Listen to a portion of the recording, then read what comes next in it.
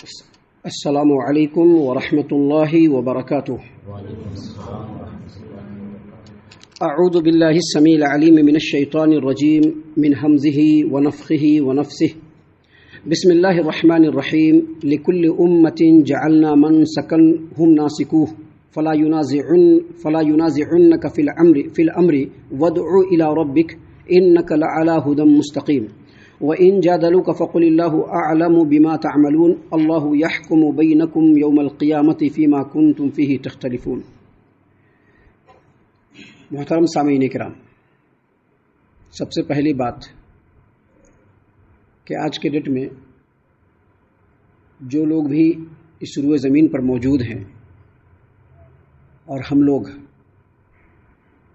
بڑے ہی خوش قسمت ہیں کہ اللہ تبارک و تعالیٰ نے پھر سے رمضان جیسے اس عظیم مہینے کو ہم لوگوں کے لیے میسر فرمایا ہے، اور رمضان جیسا یہ عظیم مہینہ ہمارے سروں پر سایہ فگن ہوا ہے۔ سامعین کرام، اس سلسلے میں دو باتیں بہت ہی غور سے سن لیجئے۔ پہلی بات یہ کہ جب اللہ تبارک و تعالیٰ نے ہمارے اوپر اتنا رحم کیا ہے، کرم کیا ہے، مہربانی کی ہے کہ رمضان کے مہینے کو اللہ تبارک و تعالیٰ نے ہمارے لیے میسر فرمایا ہے، تو پوری یکسوئی کے ساتھ کمپلیٹ کنسنٹریشن کرتے ہوئے، پورے ایکاگرتا کے ساتھ رمضان کے مہینے کے ایک ایک لمحے کو اسپیئر کرنے کی کوشش کیجیے۔ ہر لمحہ اللہ تبارک و تعالیٰ کی عبادت، اللہ تبارک و تعالیٰ کی اطاعت اور اللہ تبارک و تعالیٰ کی بندگی میں گزرنا چاہیے، اور کوئی بھی لمحہ اللہ تبارک و تعالیٰ کی نافرمانی میں نہ گزرے، اس چیز کا کمپلیٹ یقین اور اس چیز کے اوپر مکمل دھیان رکھنا ہے۔ سامعین کرام، دوسری بات جو سمجھنے کی ہے وہ یہ کہ ابھی پہلا رمضان ہے، رمضان کی پہلی تاریخ ہے، تو اس کا مطلب یہ نہیں کہ پورا 30 دن باقی ہے، مت سمجھیے، یہ ہرگز مت سمجھیے کہ پورا 30 دن باقی ہے۔ اس سلسلے میں بھی دو بات یاد رکھیے۔ پہلی بات یہ ہے کہ ہم لوگ کتنے دیر تک زندہ ہیں اس روئے زمین پر ہم لوگوں کو بھی معلوم نہیں ہے۔ پہلی بات اس سلسلے میں، اللہ تبارک و تعالیٰ ہو سکتا ہے کہ پورا 30 دن ہم لوگوں کو دے دے، اور بہت سارے لوگ 30 دن بھی نہیں رہ پائیں گے۔ تو پہلی بات یہ ذہن میں رکھنا ہے۔ دوسری بات، یہ 30 دن کیسے گزرے گا، جو لوگ زندہ رہیں گے ان لوگوں کے بھی سروں پر سے یہ 30 دن کیسے زن سے نکل جائے گا پتہ نہیں چلے گا۔ ایسا پورا دھیان رکھتے ہوئے رمضان کے مہینے کے ایک ایک لمحے کو اسپیئر کرتے ہوئے، جس طرح سے ابھی رمضان گزار رہے ہیں نا، آنے والا 11 مہینہ بھی ویسے ہی گزاریے۔ یہ ہنسنے کی بات نہیں ہے، یہ افسوس کی بات ہے، بہت ہی افسوس کی بات ہے، اور حد درجہ افسوس کی بات ہے کہ ہمارا رمضان تو بڑا اچھا گزرتا ہے، لیکن جیسے ہی رمضان جاتا ہے شیطانوں کی طرح سے ہم لوگ بھی جو ہے فری ہو جاتے ہیں، بالکل آزاد ہیں، جو چاہیں گے کر لیں گے۔ پڑھیں گے نماز تو پڑھیں گے، نہیں پڑھیں گے تو نہیں پڑھیں گے، کریں گے تو اطاعت کریں گے، نہیں کریں گے تو نہیں کریں گے، یہ ہم لوگوں کا حال ہو جاتا ہے۔ تو یہ چیز نہیں ہونا چاہیے۔ الحمدللہ ابھی ایک 30 دن باقی ہے یا 29 دن باقی ہے، اس کو ایز اے ٹریننگ، جیسے ٹریننگ ہوتا ہے نا، ٹریننگ کے طور پر لیجئے، اس میں کمپلیٹ ٹریننگ کیجئے، اور آنے والے 11 مہینے میں اس کے اوپر عمل کر کے دکھلائیے، اس کو امپلیمنٹ کیجئے اپنے اندر، اسی عادت کو۔ سامعین کرام، ابھی ہم نے آپ کے سامنے، جیسا کہ آپ کو معلوم ہے کہ یہ ہمارا جو تفسیری سلسلہ ہے، ہر روز قرآن کریم کے آیات کو ترتیب کے ساتھ ہم آپ کے سامنے پیش کرتے ہیں۔ ابھی اسی ترتیب کی ایک کڑی ہے، اور سورۃ الحج سورہ نمبر 22 آیت نمبر 67، 68 اور 69، یعنی 67، 68 اور 69، یہ 3 آیات آپ کے سامنے تلاوت کی گئی۔ سامعین کرام، اللہ تبارک و تعالیٰ نے فرمایا ہے لِكُلِّ أُمَّةٍ جَعَلْنَا مَنْسَكًا هُمْ نَاسِكُوهُ، ہم نے ہر امت کے لیے عبادت کا ایک طریقہ مقرر کر دیا ہے جسے وہ بجا لاتے ہیں۔ ہر امت کے لیے عبادت کا ایک طریقہ، ہر امت کے لیے، یہاں پر دھیان رہے، ہر امت کے لیے، امت کے اندر جو الگ الگ فرقے ہیں اس کے لیے نہیں، یہ ہماری پوری امت ایک ہی امت ہے۔ محمد صلی اللہ علیہ وسلم کی پوری امت ایک ہی امت ہے، سب کے اوپر محمد عربی صلی اللہ علیہ وسلم کا ہی قانون لاگو ہوتا ہے۔ ابھی ہم اپنے اوپر لاگو کرے یا نہ کرے ہماری مرضی ہے، لیکن سبھی کے اوپر ہمارے پیارے رسول صلی اللہ علیہ وسلم کا ہی قانون لاگو ہوتا ہے۔ ہمارے پیارے رسول صلی اللہ علیہ وسلم کے اوپر جو شریعت اللہ تبارک و تعالیٰ نے نازل فرمائی ہے، وہی شریعت ہمارے اوپر لاگو ہوتی ہے۔ تو اللہ تبارک و تعالیٰ نے یہاں پر بیان فرمایا ہے کہ ہر امت کے لیے ہم نے عبادت کا ایک طریقہ مقرر کیا ہے جسے وہ بجا لانے والے ہیں، جس پر وہ عمل کرنے والے ہیں۔ مطلب یہ ہے کہ اللہ تبارک و تعالیٰ نے اس روئے زمین پر جتنی امتوں کو بسایا ہے، مثلا محمد عربی صلی اللہ علیہ وسلم کی امت ہم لوگ ہیں، امت محمد صلی اللہ علیہ وسلم، ہم سے پہلے عیسائی لوگ گزرے ہیں اس روئے زمین سے، اس سے پہلے یہودی لوگ گزرے ہیں اس روئے زمین سے، اس سے پہلے جو ہے یونس علیہ الصلوۃ والسلام کی قوم گزری ہے، ابراہیم علیہ الصلوۃ والسلام کی قوم گزری ہے، سیدنا لوط علیہ الصلوۃ والسلام کی قوم گزری ہے. یہ سب کے سب امت ہے. اللہ تبارک و تعالیٰ نے یہاں پر بیان فرمایا ہے کہ ہر زمانے میں ہم نے ہر امت کے لوگوں کے لیے شریعت مقرر کیا ہے. شریعت الگ الگ ہے، ہر امت کی شریعت الگ الگ ہے، یعنی عبادت کے طریقے الگ الگ ہیں، ان میں اختلاف بھی ہے. ابھی دیکھیے اللہ تبارک و تعالیٰ نے موسیٰ علیہ الصلوۃ والسلام کو نبی بنا کر کے اس روئے زمین پر بھیجا اور ان کے اوپر کون کتاب نازل فرمائی؟ توریت. موسیٰ علیہ الصلوۃ والسلام پر کون سی کتاب؟ توریت نازل فرمائی. ابھی توریت کے اندر ہی اللہ تبارک و تعالیٰ نے موسیٰ علیہ الصلوۃ والسلام کی قوم کے لیے ان کے زندگی جینے کا طریقہ، عبادت کا طریقہ، اطاعت کا طریقہ بیان فرمایا. اور پھر جب موسیٰ علیہ الصلوۃ والسلام کی قوم کا زمانہ ختم ہوا تو اللہ تبارک و تعالیٰ نے عیسیٰ علیہ الصلوۃ والسلام کو رسول بنا کر کے بھیجا اور ان کی امت عیسائی کہلائی. اور ان کے اوپر کون سی کتاب نازل ہوئی؟ انجیل. کون سی کتاب نازل ہوئی؟ انجیل نازل ہوئی، جس کے اندر بالکل بہت ساری باتیں توریت کے مطابق تھیں لیکن بہت ساری باتیں توریت کے خلاف بھی. اللہ نے توریت کو وہاں پر سائڈ کیا اور انجیل کو اللہ تبارک و تعالیٰ نے شریعت بنایا.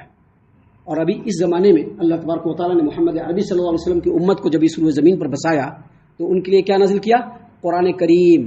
اور قرآن کریم کی تفسیر میں نبی کریم صلی اللہ علیہ وسلم کی تعلیمات. بس یہی ہے اس دین کا، بس یہی ہے. یہ جو لوگوں نے الگ الگ کیٹیگری بانٹ کر کے رکھا ہے کہ ہم یہ ہیں، ہم یہ ہیں، ہم یہ ہیں، یہ ان کا اپنا ہے، یہ نبی صلی اللہ علیہ وسلم کا نہیں ہے، یہ اللہ تبارک و تعالیٰ کا طریقہ نہیں ہے. اللہ تبارک و تعالیٰ نے یہ طریقہ نازل نہیں کیا. اللہ تبارک و تعالیٰ نے اس پوری امت کے لیے یہ قرآن کریم نازل کیا ہے. اور ہمارے پیارے رسول صلی اللہ علیہ وسلم کی جو تعلیمات ہے، جو احادیث مبارکہ کی شکل میں حدیث کے ذخیروں کے اندر موجود ہے، اللہ تبارک و تعالیٰ نے اس کو نازل کیا ہے. یہی ہمارے لیے ضابطۂ حیات ہے. اسی کے مطابق ہم کو عبادت کرنا ہے، اسی کے مطابق زندگی گزارنا ہے. اسی بات کو اللہ نے فرمایا لِكُلِّ أُمَّةٍ جَعَلْنَا مَنْسَكًا هُمْ نَاسِكُوهُ. ہر امت کے لیے ہم نے عبادت کا ایک طریقہ مقرر کر دیا ہے جس پر وہ عمل کرنے والے ہیں. اور آگے مزید فرمایا فَلَا يُنَازِعُنَّكَ فِي الْأَمْرِ. پس انہیں اس معاملے میں آپ سے جھگڑنا نہیں چاہیے، آپ سے اختلاف نہیں کرنا چاہیے. آپ کو معلوم ہوگا کہ جب ہمارے محمد عربی صلی اللہ علیہ وسلم اس روئے زمین پر نبی بنا کر کے بھیجے گئے تو آپ کی مخالفت شہار جانب سے ہوئی، چاروں طرف سے آپ کی مخالفت ہوئی. کن کن لوگوں نے مخالفت کیا؟ سب سے پہلے مشرکین مکہ نے مخالفت کیا، اس کے بعد یہودیوں نے مخالفت کیا، پھر عیسائیوں نے مخالفت کیا اور پھر منافقوں نے بھی مخالفت کیا. ان تمام لوگوں نے مخالفت کیا. کیوں کیا مخالفت؟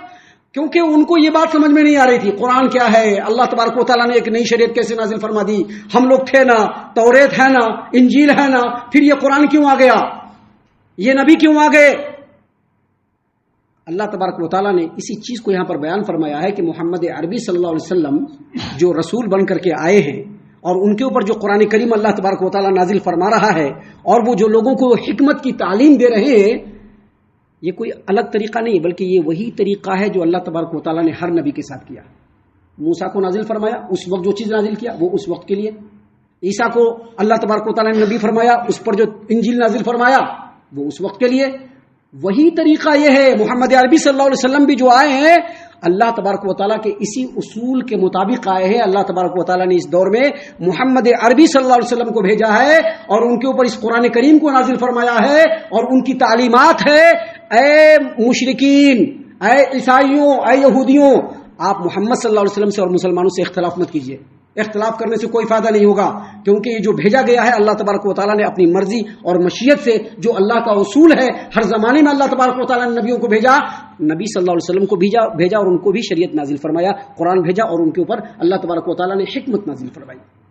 آگے اللہ تبارک و تعالیٰ نے ہمارے پیارے رسول صلی اللہ علیہ وسلم کو مخاطب کرتے ہوئے کیا کہا اللہ تبارک و تعالیٰ نے؟ وَادْعُ إِلَىٰ رَبِّكَ وَادْعُ إِلَىٰ رَبِّكَ إِنَّكَ لَعَلَىٰ هُدًى مُسْتَقِيمٍ. اے نبی صلی اللہ علیہ وسلم، آپ لوگوں کو اللہ کی طرف بلائیے، بے شک آپ صراط مستقیم پر ہیں. کیا مطلب؟ مطلب یہ نبی صلی اللہ علیہ وسلم کو بتایا جا رہا ہے، نبی صلی اللہ علیہ وسلم کو کیا بتایا جا رہا ہے کہ اے نبی کریم صلی اللہ علیہ وسلم، آپ لوگوں کو اپنے رب کی طرف بلائیے. آپ لوگوں کو کس طرف بلائیے؟ اپنے رب کی طرف بلائیے. رب کی طرف بلائیے کیا مطلب؟ رب نے جو شریعت نازل فرمائی اس کی طرف بلائیے، قرآن کی طرف بلائیے، اپنی تعلیمات کی طرف بلائیے. لوگ جو جھگڑ رہے ہیں آپ کو اس کی پرواہ کرنے کی ضرورت نہیں ہے. کیوں؟ کیونکہ آپ کے اوپر جو قرآن کریم نازل کیا گیا ہے، آپ کے اوپر جو دین اسلام نازل کیا گیا ہے، آپ کی جو شریعت ہے یہی اصل میں حق ہے، لہذا آپ حق پر قائم ہے، آپ کو صرف اللہ کی طرف لوگوں کو بلانا ہے، لوگوں کے اختلاف کی پرواہ نہیں کرنی ہے۔ اب محمد عربی صلی اللہ علیہ وسلم تو نہیں اس روئے زمین پر، ان کی امت ہم لوگ موجود ہیں۔ ہم لوگوں کا کام کیا ہے؟ ہم لوگوں کا کام بھی یہی ہے کہ ہم لوگ سب سے پہلے قرآن کریم کو حق سمجھے، نبی کی تعلیمات کو حق سمجھے، اس پر مکمل ایمان رکھتے ہوئے اس پر عمل کریں۔ لوگ اگر ہم سے اختلاف کرتے ہیں تو اس کے گھبرائے نہیں، بلکہ اس کی طرف لوگوں کو بلاتے رہے، دعوت دیتے رہے، یہی ہمارا کام ہے۔ محترم سامعین کرام، آگے اللہ تبارک و تعالیٰ نے مزید فرمایا وَإِن جَادَلُوكَ، آپ نے لوگوں کے سامنے بیان کر دیا کہ یہ قرآن حق ہے، آپ نے لوگوں کو قرآن کریم کی طرف بلایا، آپ نے لوگوں کو قرآن کی طرف بلایا، سنت کی طرف بلایا، اس کے باوجود لوگ آپ سے اگر جھگڑا کرتے ہیں، مناقشہ کرتے ہیں، جدال کرتے ہیں، لڑائی کرتے ہیں، اختلاف کرتے ہیں، انتشار کرتے ہیں، تو پھر ان کو ان کے حال پر چھوڑ دیجیے۔ اللہ نے فرمایا وَإِن جَادَلُوكَ، اگر وہ آپ سے جھگڑے کہ آج ہی تو میں نئی چیز لے آئی نا، بولتے ہیں نا، نبی صلی اللہ علیہ وسلم کو ہی بولتے تھے لوگ، نبی کریم صلی اللہ علیہ وسلم کو ہی بولتے تھے کہ آج ہی ہمارے باپ دادا ایسے سے کر رہی تھی نا، تمہیں کیا قرآن لے آئے۔ آج بھی بہت سارے لوگ ہیں، آج بھی بہت سارے لوگ، ان کو اگر آپ حق بات بتائیے تو ان کو سمجھ میں نہیں آتا ہے، ان کو ہضم نہیں ہوتا ہے، کیا کہ ان کو یقین نہیں ہوتا، اس کے اوپر اطمینان نہیں ہوتا ہے۔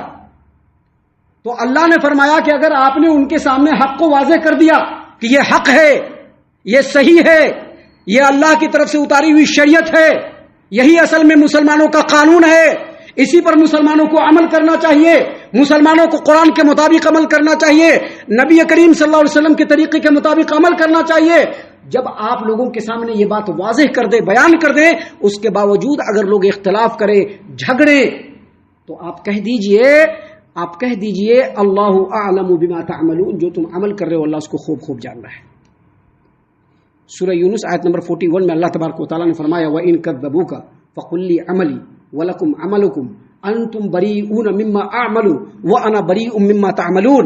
اللہ نے فرمایا اے محمد عربی صلی اللہ علیہ وسلم، آپ جو تعلیمات ان کے سامنے پیش کر رہے ہیں، آپ جو قرآن کی باتیں ان کے سامنے پیش کر رہے ہیں، اگر وہ ان باتوں کو جھٹلائے تو آپ کہہ دیجئے کہ میں تمہارے عمل سے بڑی ہوں، تم ہمارے عمل سے بڑی ہو، تم کو جو کرنا ہے کر لو، ہمارا کام جو ہے ہم وہ کر لیں گے۔ یہ مسلمانوں کا منہج ہونا چاہیے، یہ شریعت پر چلنے والوں کا منہج ہونا چاہیے، یہ توحید پر چلنے والوں کا منہج ہونا چاہیے کہ آپ لوگوں کے سامنے ایک دم کلیئر بتائیے، بغیر کسی لاگ لپیٹے کے۔ اگر وہ مانتے ہیں تو ٹھیک ہے، نہیں مانتے تو ان کا عمل ان کے ساتھ، میرا عمل میرے ساتھ۔